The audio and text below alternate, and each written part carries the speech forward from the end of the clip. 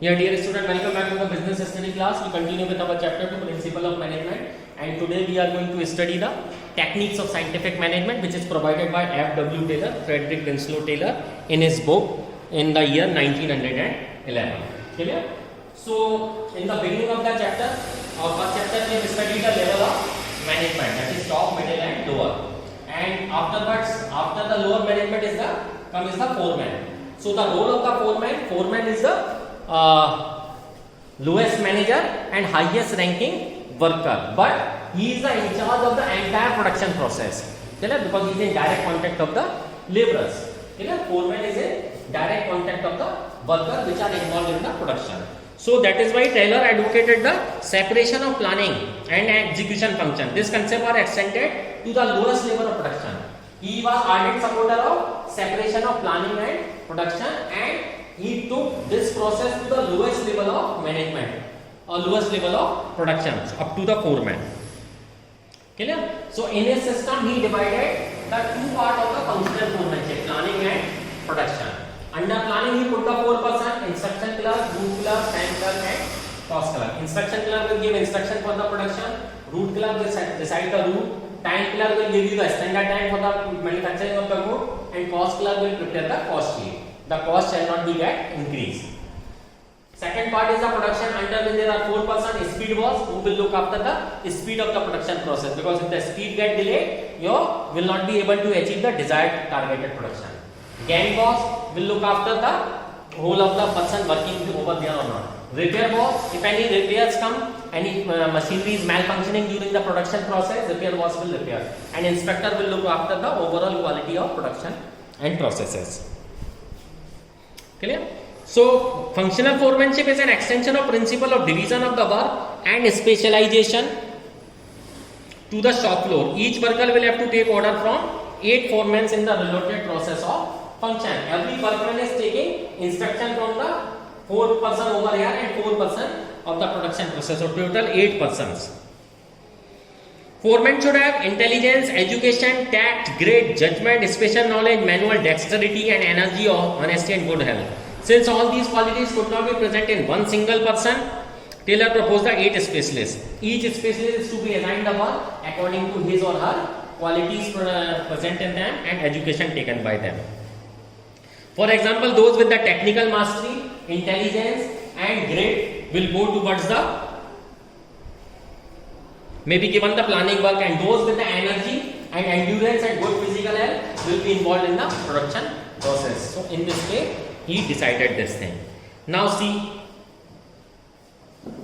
first technique, that is the standardization and simplification of work.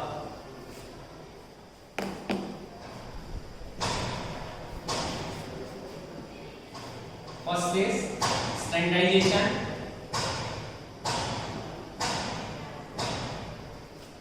and simplification of work.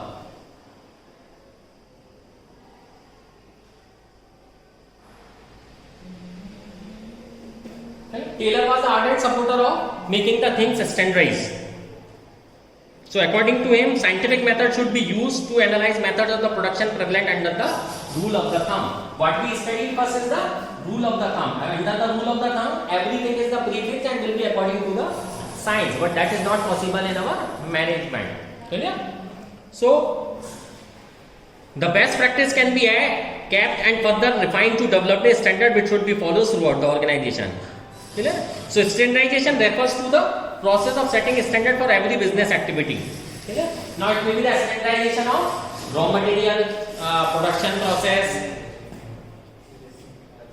clear? Raw material, product, machinery methods or working condition. These standards are the benchmark which must be adhered to during production. The object of the standardization is as follows. What are the objectives? So objective is to alter the product.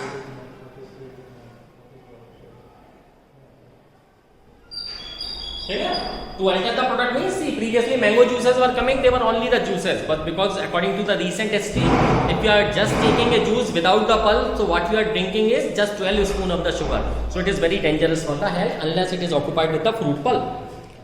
So to reduce or to alter the product to fix type, sizes and characteristics.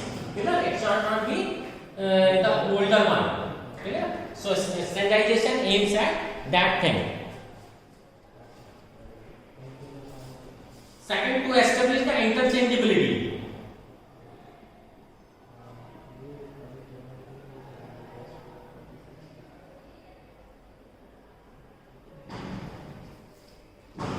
What does it mean to establish interchangeability of manufactured parts and products? Clear? To establish standards of excellence and quality of material. To establish standards of excellence of quality and material. To establish standards of performance of men and machines. Clear? Nowadays you will see railways is preparing an MIS, management information system. Which train is coming on time, which is not coming in the time, which train is giving you profit, which train is not giving you the profit or giving the losses. Simply, this is what understanding. Now simplification is eliminating the unnecessary steps. Superfluous variety, size and dimension, which standardization simplifies devising new varieties instead of existing one. Simplification aims at eliminating unnecessary diversity of the product. It results in the saving of cost, labor, machinery and tools. Clear? For example, very recent, if you go to buy a Kia car, 14 variants are available. Clear? Now it is very difficult to choose for a customer among the 14 variants, and it's very difficult to produce a 14 variants with multiple parts, accessories and every other thing. So this is the situation. So simplification aims at eliminating superfluous varieties, sizes and dimension. Clear? See. Now second is method study.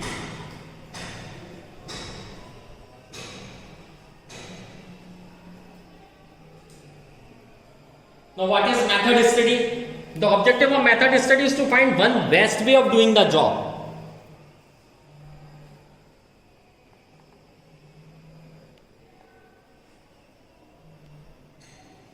One best way of doing the job. There are various methods of doing the job. To determine the best way, there are several parameters.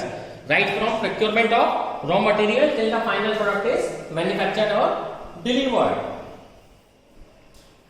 Every activity is a part of method study. Taylor devised the concept of assembly line by using method study. Later on, the assembly line was adopted by the Ford Motor Company. Henry Ford adopted the process of system of assembly line while assembling the car.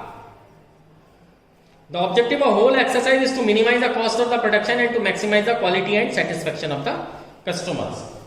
Okay? Next is motion study.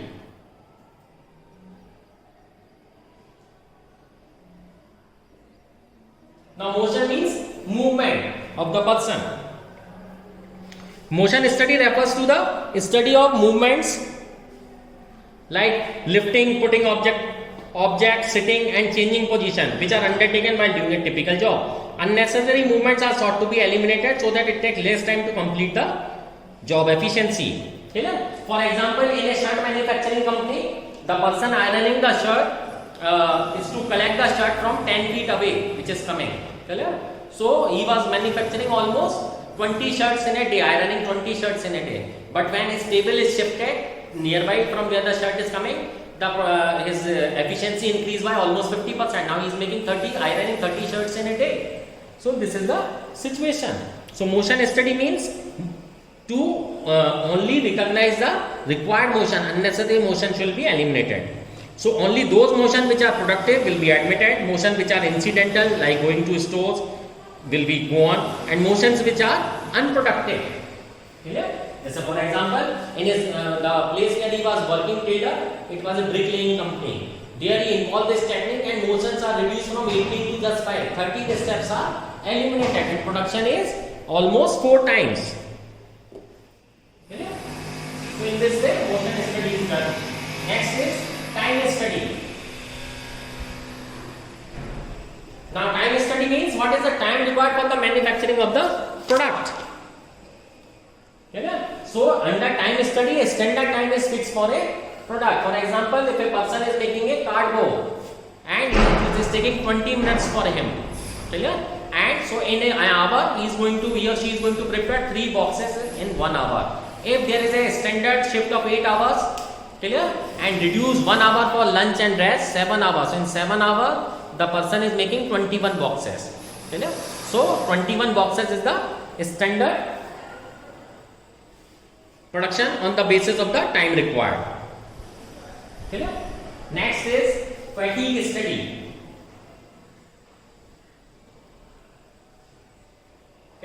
Fatigue means tiredness.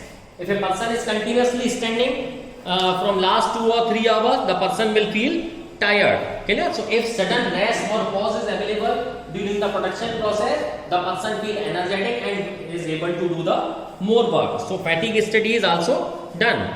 Clear? The rest interval will help to regain the stamina, work again with the same capacity. This will result in increased productivity. Fatigue study seeks to determine the amount and frequency of rest interval in completing a task. Clear? Next is differential piece-based system.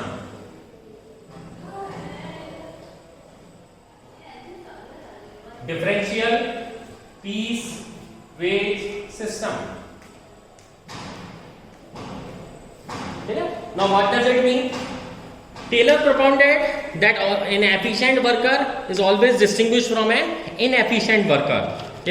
So if a person is working more, that person will be paid more to make his motivation high. And if a person is not working at all, what he or she will be paid is the standard wage. So he always created a difference between an efficient labor and between an inefficient labor. So efficient labor will be paid more, while a standard labor will be paid standard wages only. So that is why he devised the system of differential piece wage system.